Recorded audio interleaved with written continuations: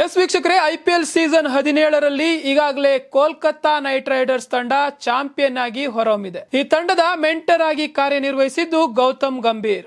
ಯಶಸ್ವಿ mentor ಆಗಿ ಈಗಾಗಲೇ Gautam Gambhir ಗುರುತಿಸಿಕೊಂಡಿದ್ದು team ಇಂಡಿಯಾದ ಹೆಡ್ ಕೋಚ್ ಗೆ ಈಗಾಗಲೇ ನಾಮಿನೇಷನ್ ನಡೆದಿದೆ.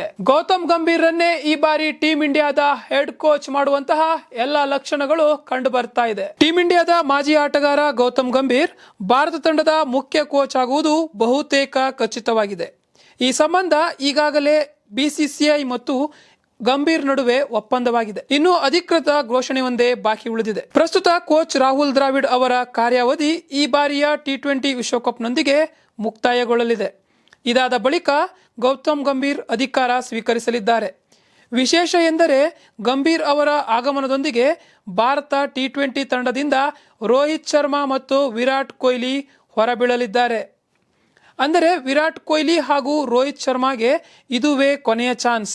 ಈ ಬಾರಿಯ T20 ವಿಶ್ವಕಪ್ನೊಂದಿಗೆ ಇಬ್ಬರು ಆಟಗಾರರ T20 ಅಂತಾರಾಷ್ಟ್ರೀಯ ಕೆರಿಯರ್ ಮುಗಿಯಲಿದೆ. ಇದಾದ ಬಳಿಕ ರೋಹಿತ್ ಶರ್ಮಾ ಹಾಗೂ ವಿರಾಟ್ ಕೊಹ್ಲಿಯನ್ನ ಭಾರತ T20 ತಂಡದ ಆಯ್ಕೆಗೆ ಪರಿಗಣಿಸಲಾಗುವುದಿಲ್ಲ ಎಂದು ವರದಿಯಾಗಿದೆ. ಅಷ್ಟೇ ಅಲ್ಲದೆ ಗೌತಮ್ ಗಂಭೀರ್ ಟೀಂ ಇಂಡಿಯಾದ ಕೋಚ್ ಆದ ಬಳಿಕ ಒಂದು ಹೊಸ ತಂಡವನ್ನ ಕಟ್ಟಲಿದ್ದಾರೆ. ಹಾಗೇನೆ ಇಲ್ಲಿ ಯಾರು ನಾಯಕರಾಗಲಿದ್ದಾರೆ ಎಂಬುದು ಅಸ್ಪಷ್ಟ.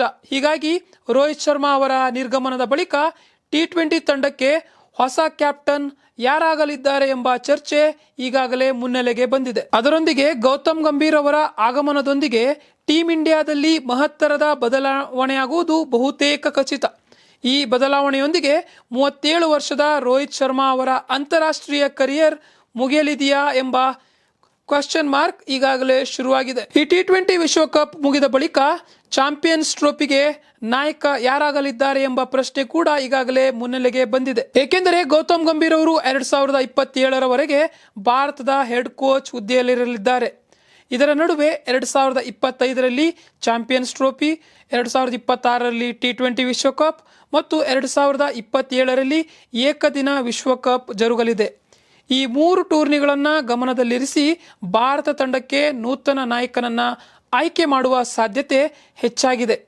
ಹೀಗಾಗಿ ಗೌತಮ್ ಗಂಭೀರ್ ಎಂಟ್ರಿಯೊಂದಿಗೆ ರೋಹಿತ್ ಶರ್ಮಾ ಅವರ ಅಂತಾರಾಷ್ಟ್ರೀಯ ಕರಿಯರ್ ಅಂತ್ಯವಾಗುತ್ತಾ ಅನ್ನುವಂತಹ ಪ್ರಶ್ನೆ ಮೂಡಿ ಬರ್ತಾ ಇದೆ. ಎಸ್ ವೀಕ್ಷಕರೇ, ರೋಹಿತ್ ಶರ್ಮಾ ಹಾಗೇನೆ ವಿರಾಟ್ ಕೊಹ್ಲಿ ಇಬ್ಬರ ಕರಿಯರ್ ಕೂಡ ಏನು ಬಹುತೇಕ ಮುಗಿಯುವಂತಹ ಸಾಧ್ಯತೆಗಳು ಕಂಡು ಬರ್ತಾ ಇದೆ.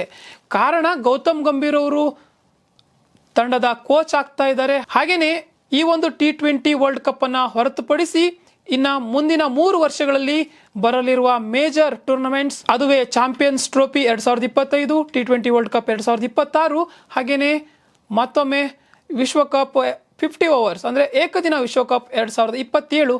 ಈ 3 ಮಹತ್ತರದ ಬಹುಮುಖ್ಯವಾದ ಟೂರ್ನಿಗೆ ಗೌತಮ್ ಗಂಭೀರ್ ಯಾವ ರೀತಿಯಾಗಿ ತಂಡವನ್ನ ರೆಡಿ ಮಾಡ್ತಾರೆ, ಹಾಗೇನೆ ಯಾವ ರೀತಿಯಾದಂತಹ ನಾಯಕನನ್ನು ಆಯ್ಕೆ ಮಾಡ್ತಾರೆ ಈ ಒಂದು ಟೀಮ್ಗೆ ನೋಡಬೇಕು. ಎಲ್ಲದಕ್ಕೂ ಕಾದ್ ನೋಡಬೇಕು. ಆದರೆ ಸದ್ಯಕ್ಕೆ ಟೀಮ್ ಇಂಡಿಯಾಕ್ಕೆ ಗೌತಮ್ ಗಂಭೀರ್ ಕೋಚ್ ಆದ ಬಳಿಕ ಇದೆಲ್ಲದಕ್ಕೂ ಉತ್ತರ ಸಿಗುತ್ತೆ. ಅದೇನಾದರೂ ಆಗಿರಲಿ, ಯಾರೇ ಕೋಚ್ ಆಗಿರಲಿ, ಯಾರೇ ಕ್ಯಾಪ್ಟನ್ ಆಗಿರಲಿ, ಟೀಮ್ ಇಂಡಿಯಾವನ್ನ ಯಾವತ್ತೂ ವಿಜಯಶಾಲಿಯಾಗಿ ನೋಡೋಕೆ ಬಹುಕೋಟಿ ಭಾರತದ ಅಭಿಮಾನಿಗಳು ಯಾವತ್ತೂ ಬಯಸ್ತಿರ್ತಾರೆ.